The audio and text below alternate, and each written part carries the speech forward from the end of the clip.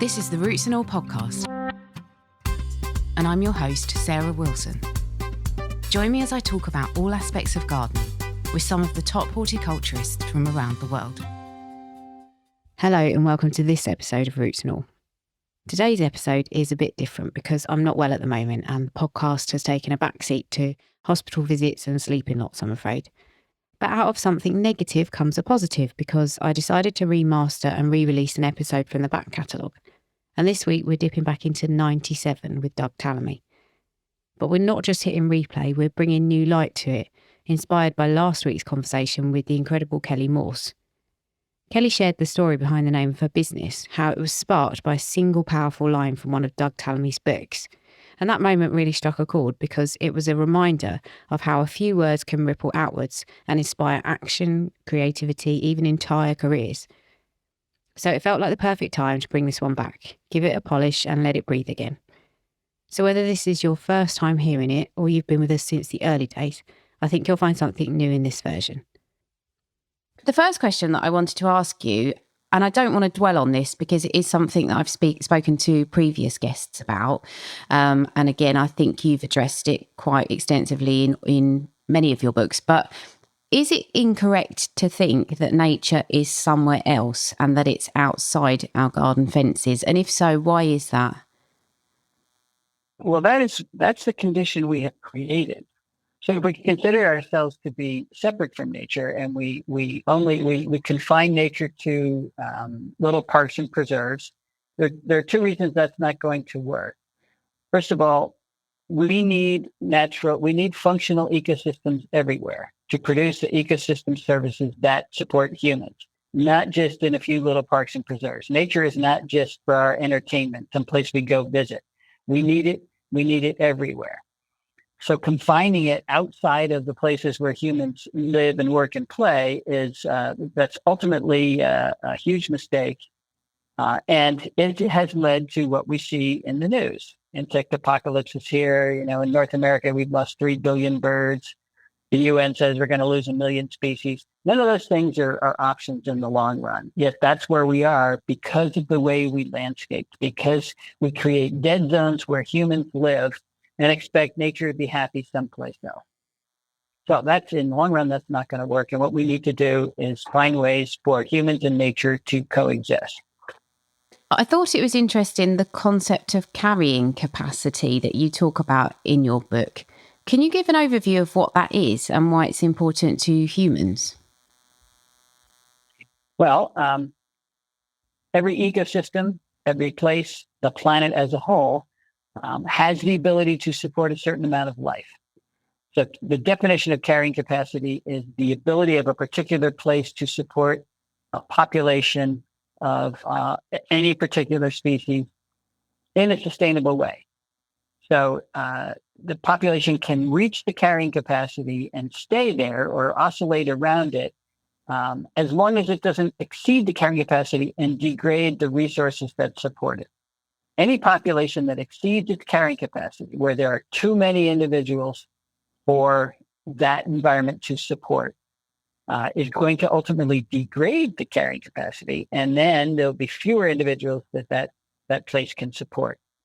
The big part of that carrying capacity that even ecological texts tend to ignore is that when one species exceeds the carrying capacity, it degrades local resources, but it degrades it not just for that species, but for every other species that needs those resources. So the biggest species that has exceeded its carrying capacity right now is humans, which means we have taken resources from everything else. And this is why we're in the 6th great extinction. Everything is going towards supporting burgeoning human populations unsustainably because there are now more humans on the planet than the planet can sustain at the lifestyle that we all want. And everything else is suffering because of it. Rather than trying to figure out how many humans we can cram onto the planet before everything collapses totally, we should be trying to figure out how many humans we can sustain on this planet without anything collapsing, because that's the only thing that truly is sustainable in the future. I like your book, Nature's Best Hope, because you actually give practical advice in it. But one of the things that struck me when I was reading it is you talk about hooded warblers and the fact that they won't set up a breeding territory unless there are other breeding pairs in the area, even if all the other conditions seem perfect. And to me, that seems to illustrate how little we know about the nuances of the life cycles of other species, and that we can't assume that we know what they want or need. So is this going to be problematic if we do want to implement guidelines or ecological best practice moving forward? Well, lack of knowledge of the species we're trying to conserve is certainly an impediment. And the hooded warbler is a great example. When you really get to know the species, you find out they need more than just space and resources. They need a social context too. And apparently this is true for martins and probably a number of birds. And it's probably true for a number of mammals as well. Probably less true for invertebrates. They're simply less social to begin with. But yeah, our knowledge of the natural world is really pretty scanty, and yet here we are trying to manipulate it and either for good or for bad, and we have a lot to learn. So the more we learn, the better. This is a growing problem because most of us now are more separated from nature than ever. Our ecological IQ on a scale of 1 to 10 is about a 1. Yet we're pretending we're going to go out and make things better. So we need to study, we need to educate well beyond the basics of where we are. And do you feel like citizen scientists and gardeners have a role to play in that? Absolutely. Mm-hmm. So one of the other things that struck me, and it is a question that I've had when I've been reading sort of books that are carrying a similar message to yours, is that if we lose species that have evolved as specialist feeders, won't that ecological niche be filled by a similar amount of individuals overall, but just from a reduced number of species? So they are the generalists. And is that a problem? Because isn't it survival of the fittest after all? Okay, two things there. First of all, that's a great hypothesis that if you lose your specialist, the generalists will fill in. Most of the specialists we're talking about here are insects that have specialized relationships with plants. And the reason they're so important is that they are supplying the energy, the food that drives our food webs. So losing these insects is not an option. It's not just that I like to talk about insects. They're critical in the support of the rest of the species in an ecosystem. So if you trade specialists for generalists, everything should be okay because there's just as many insects. That's the hypothesis. Well, we actually looked at that. We've looked at that in a couple of different experiments.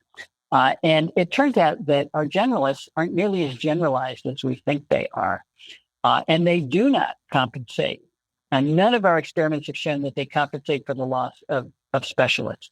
The loss of generalists is less than the loss of specialists, but it's not nearly enough to compensate in terms of diversity or abundance or the amount of biomass that's available for other animals to eat.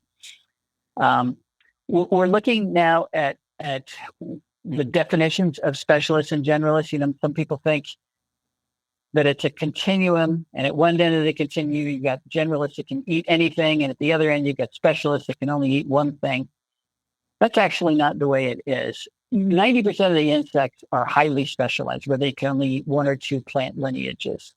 Rather than looking at the number of plant lineages that an insect can eat, let's look at the number of plant lineages that they cannot eat. And when you do that, even our very most special generalist insects, and if in this country, that would be things like the white-marked tussock moth or the Io moth or one of the borers, they can eat over 100 genera of plants. And that sounds very, very specialized. But when you look at the number of plants that are available to them, there's about 96% of the plants out there that they cannot eat. So even the most generalized insects are highly specialized. When you look at the array of plants that they could eat because they're available to them, but they don't. So that's the problem by thinking that generalists are going to compensate. There's no study that shows that they actually do, and that's why we can't rely on them. Mm-hmm. And you talked about adaptation. Mm. Survival of the fittest. Well, yes, and in the long run, that is going to work its way out. But humans are changing everything about our environment so rapidly. Those changes are exceeding the ability of adaptation to keep up. So, for example, in Europe, you have the common reed, Phragmites australis, and we brought the European genotype over to this country almost 400 years ago. It was packing material in the earliest ships. And it has been here as an invasive species for almost 400 years. Well, in Europe, it supports 170 species of insects. So it's a good native, it's a functional part of the ecosystem. After 400 years of being in this country, it only supports 5. So adaptation's happening, but far slower than the rate of change that we humans are delivering to the environment. In the meantime, Phragmites australis has taken over the marshes, made them monocultures. They used to be diverse ecosystems with lots of plants. Now it's a monoculture of one plant that can only support 5 insects. And that's why, so in 10,000, 100,000 years, will things work themselves out? Probably. But, and that's what evolution does. That's what adaptation does over time. But, those are evolutionary timescales, not ecological timescales. And we are ruining things on ecological timescales and expecting evolution to keep up. It can't do it. So again, that's why we have the 6th great extinction. We're just changing things way too fast for anything to adapt to. Mm-hmm. And talking about host species, I know that you did spend an entire book putting forward the case for native plants, and it isn't possible to sum up that case here. But if you could choose maybe 1 or 2 of the most compelling reasons to illustrate the case for natives over invasive plants or non-native plants in gardens, what would they be? Well, I do have to develop that here because that is the main reason. The fact that the kingpins of our food webs, the insect herbivores, are by and large unable to eat those plants. They are unable to develop and reproduce on those plants. And that's because plants protect themselves from insects primarily with phytochemistry. They load their leaves with nasty tasting chemicals. Those are secondary metabolic compounds that make the leaves inedible, except for the insects that have evolved adaptations to get around those defenses. So that's what a close coevolutionary relationship with a plant brings to an insect over evolutionary time. And you're talking about many, many generations. So, for example, the monarch butterfly is a specialist on milkweeds. Well, the monarch lineage around the world has been associated with milkweeds for millions of years. This is not a sudden adaptation. And that is true for most of the specialized relationships that are out there.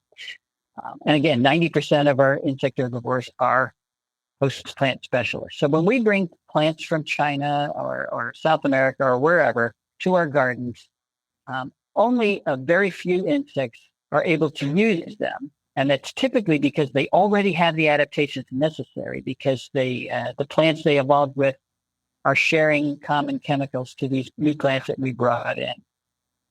So what we do, we create a very depauperate insect community associated with these gardens. Now, this is confusing to a lot of people because most people only see the insects that are going to flowers.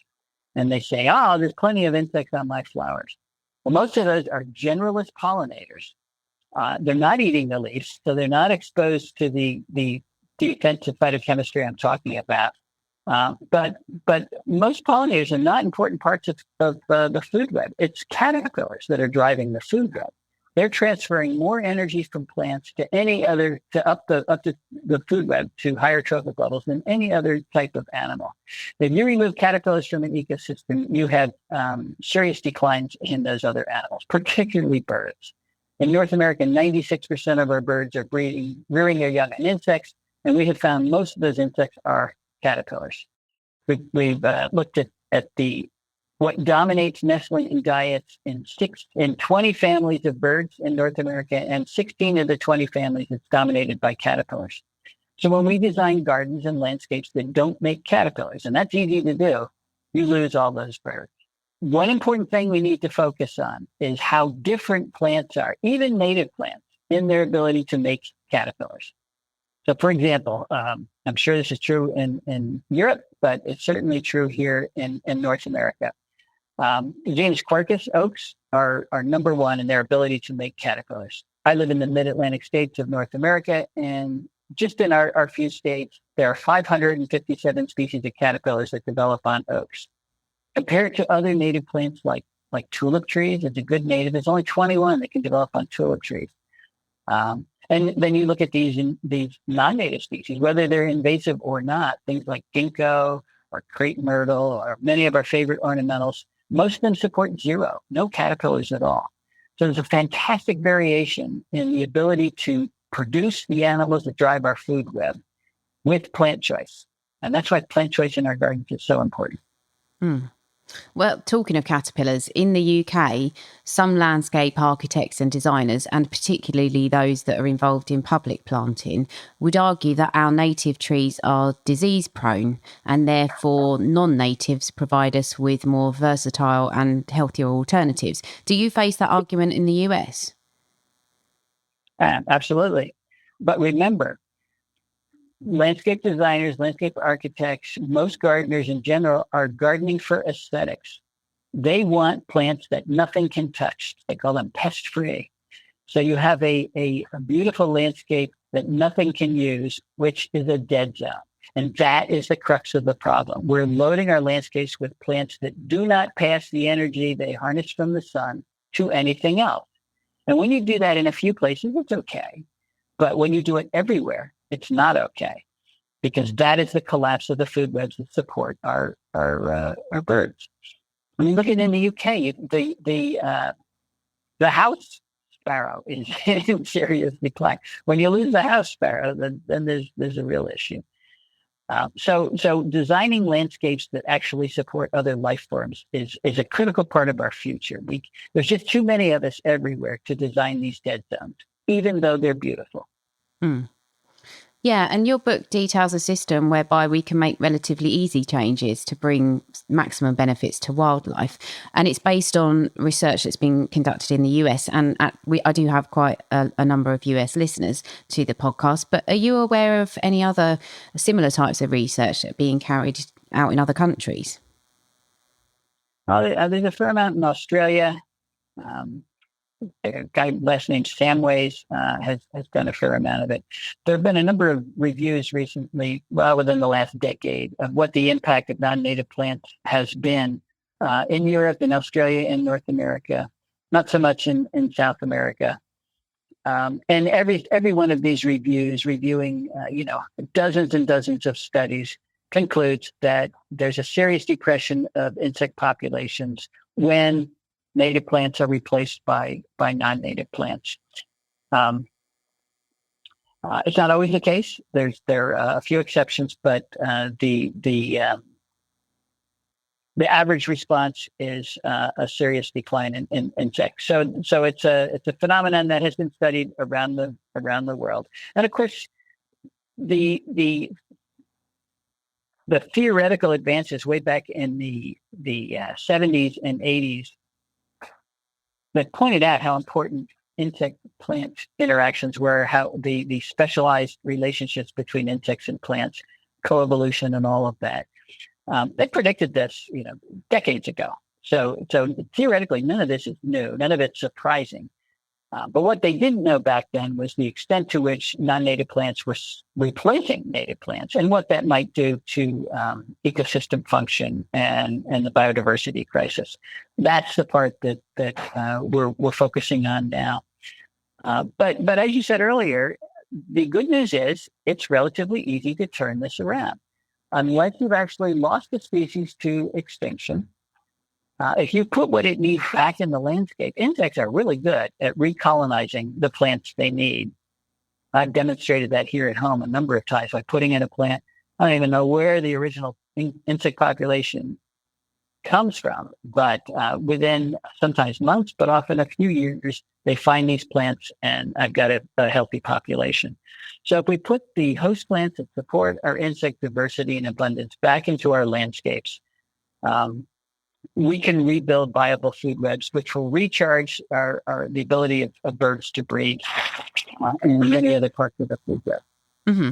And do you think if we could wave a wand tomorrow and plant native plants that would benefit invertebrates, which would then benefit birds, would that solve the problem, or do we need to concentrate on other things, kind of habitat loss in other ways? Are there other problems that we're facing too?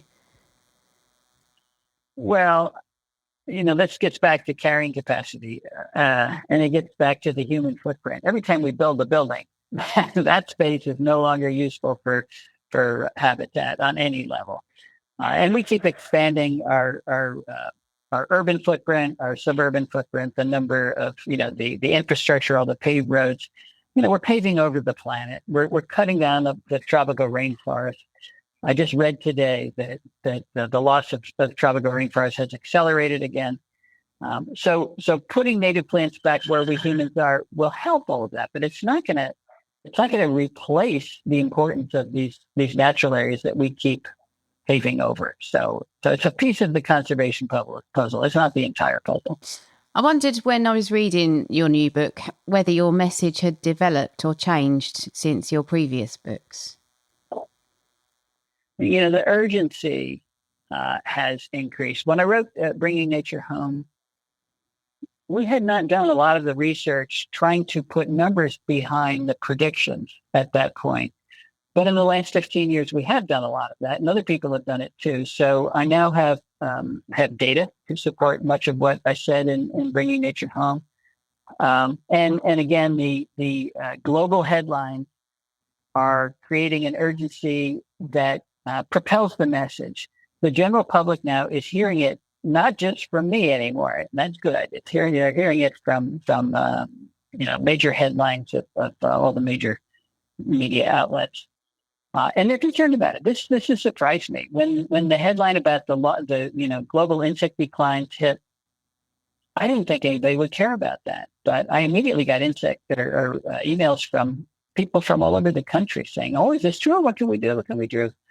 So that's good news. People want to do something. And there's some things they can do that are very easy, have nothing to do with plants. How about light pollution at night? Turn your lights out at night. Or put a motion sensor on your lights so it only turns on when the bad man comes. Or if you don't want to do that, put a yellow bulb in your night lights because that's less attractive to insects. Or a yellow LED bulb is particularly unattractive. But we lose billions of insects all over the country, all over the world, every night because we've got lights on.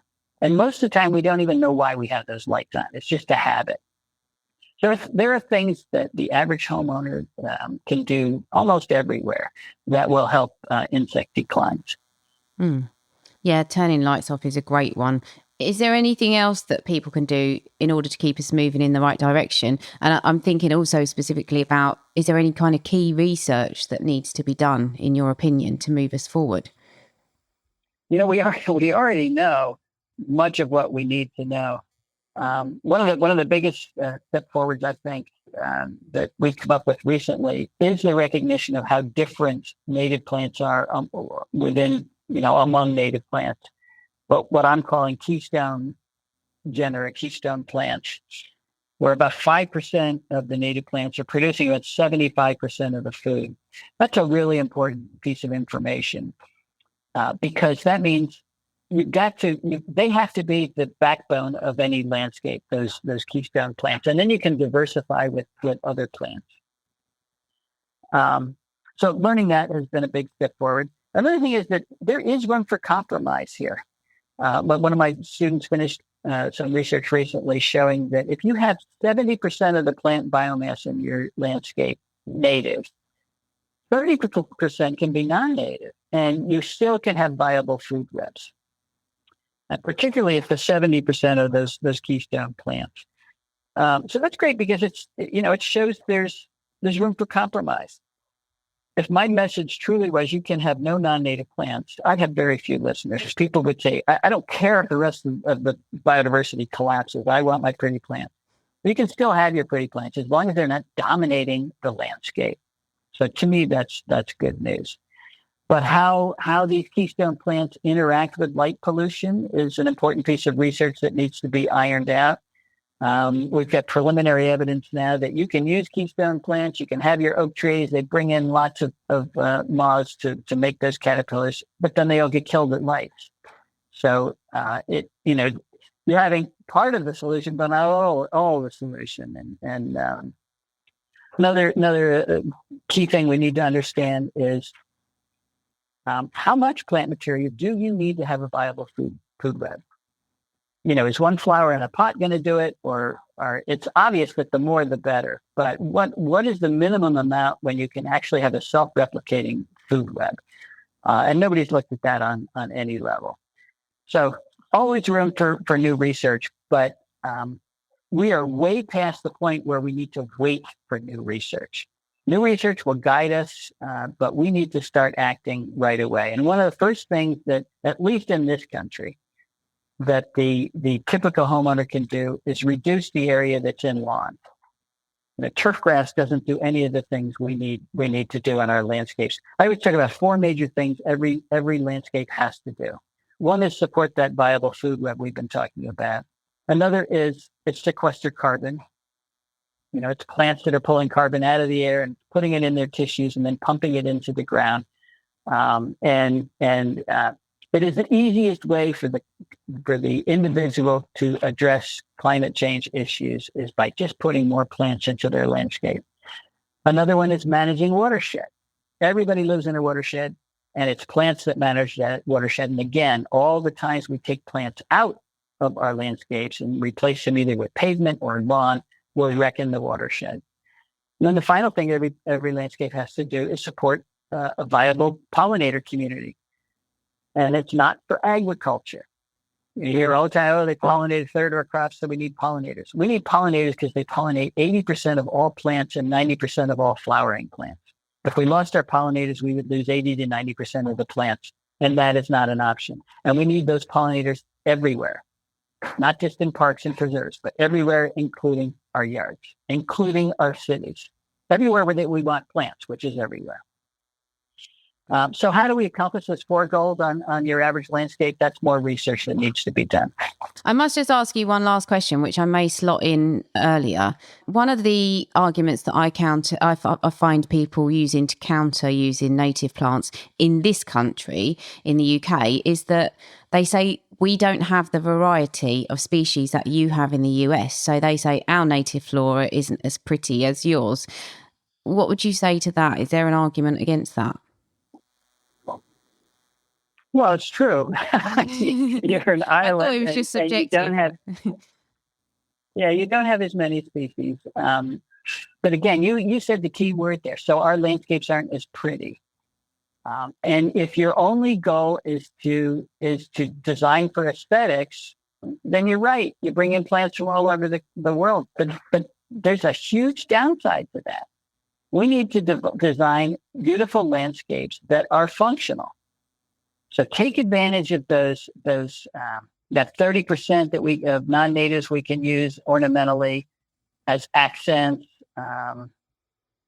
But you have to start. It's like building a building without the supports. You can't build a building out of wallpaper. You have to have those 2x4s, and you got to have the supports up, and then you can decorate it.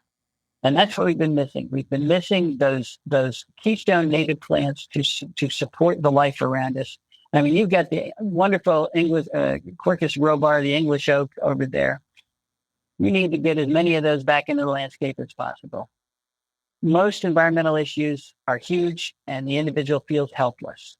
Climate change. What can I do as an individual? And I understand that. There's nothing you can do where you see a change tomorrow, but not this issue. You can put those plants in your yard and see that change tomorrow. You can see things come and start to use those plants. You can see life return to your little piece of the earth almost immediately.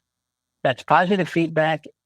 You as an individual, whether you own land or whether you're going to volunteer on a park or a preserve, are part of the conservation puzzle of the future. You're one piece of it, But that puzzle won't be complete if you leave that piece out. So it's a very important piece, and you can do your part.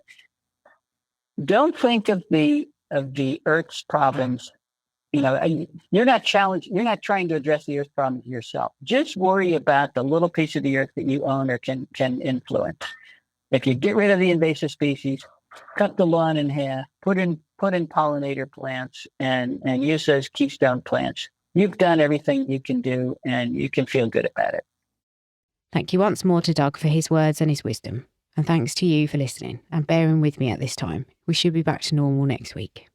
You can download or listen to the podcast direct from the website rootsandall.co.uk. Please also check out my Patreon, where you can make a one-off donation or take out a monthly subscription to help support the podcast. Because if you enjoy the show, please help it continue. I also have a GoFundMe where you can make a one-off donation. Even a one-off donation of £1 helps, and I'll be really grateful for your support. So please go to Patreon or GoFundMe and search for Roots and All Podcast.